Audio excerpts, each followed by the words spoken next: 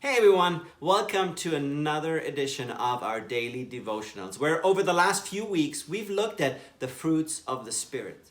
But today we're going to launch into a new series that we call Reflections from the Gospels, where each of our pastors are going to come up and share with you a verse, a theme, a story from the Gospels that is important and relevant and one of our favorites. And I get to launch us off today with a theme that I feel like God has laid on my heart for these last few weeks, and I'm hoping that this may be relevant to you as well. So let me launch us by reading John 15 verse 22, where it says this: "They would not be guilty if I had not come and spoken to them, but now they have no more excuses for their sins." You see, if I look at my own life, I see that I make excuses very, very quickly, many times without even thinking about them. You see, I think our human creation is that we are quick when things go wrong to blame others, other people, other things, other circumstances, wherever we are, our upbringing, whatever it may be. But when I look at the Gospels, when I look at the teaching and the life of Jesus, I see that he's calling me to take ownership instead of making excuses. You see, I read an article recently where CareerBuilder did an analysis, and they found out that over the winter months, people are much more easier to call off from work. Now, that may be because people get sick more in the winter, but a lot of times it's just they're making excuses, and they actually ask employers for their favorite excuses. And here are some of them that people felt like they needed to share with their employer. One of them was, "Bats got in my hair." Other one said that I got a cold from my puppy.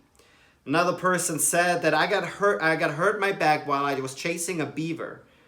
My brother-in-law was kidnapped by a cartel in Mexico, one other employee said. I ate too much at the party last night. You see, excuses are all around us. And it's a habit that becomes, the more we do it, the easier it becomes for us to make excuses and to start pointing the finger at other people. But what happens is, and this is what I explained to my girls, is as soon as we point the finger to other people, as soon as we're saying, "Hey, it was you," well, look what happens. 3 of those fingers point right back at us. And I think it's just a simple reminder for me that every time I point my finger, really, I need to take ownership. I need to extremely own the parts that I have done wrong in any given situation.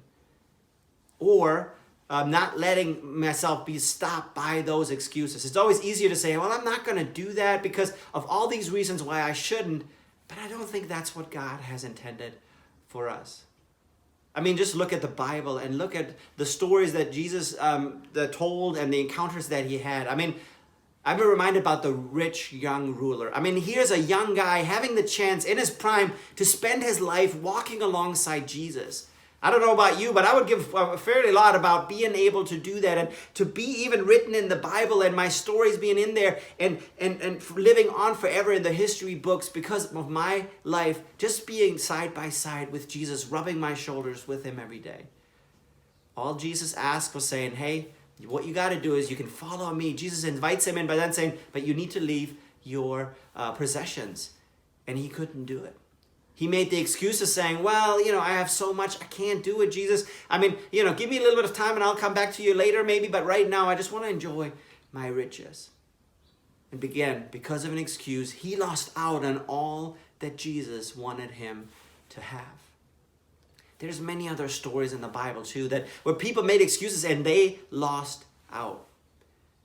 But then at the flip side, look at what we can gain if we trust Jesus and if we are stopped making excuses. And it reminds me about the story of Peter. When Jesus Peter and the disciples were on a boat in the middle of the water, and Jesus had sent them out earlier, and there's Jesus walking across the water towards the boat. And all of the disciples didn't know what was happening, never experienced this in their lifetime, of course. And they were looking at each other, freaking out, saying, "Hey, there's a ghost." And, and I mean, these strong fishermen and strong men in their life, were at their limit.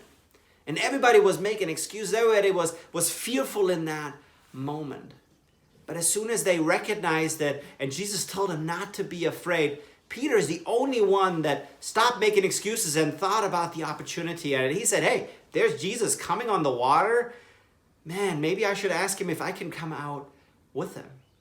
Now, Peter had all the reasons in the world not to do that. I mean, no human being before had walked on water, right? And, and it was probably deep waters, and there was a lot of reasons why he shouldn't have done that, but he didn't let those excuses stop him. He went out anyway. And the result is that Jesus invited him out and gave him an experience that no one ever has experienced in a lifetime. And I think that's what challenges me. That's what I want to challenge you with, no matter what you're going to be facing today or over these next few days, is let's stop making excuses. Let's stop making other things stop ours and to not exceed all that God has for you and for me. That's my challenge that I want to challenge myself today, and I hope you will be challenged as well. Thanks so much for watching.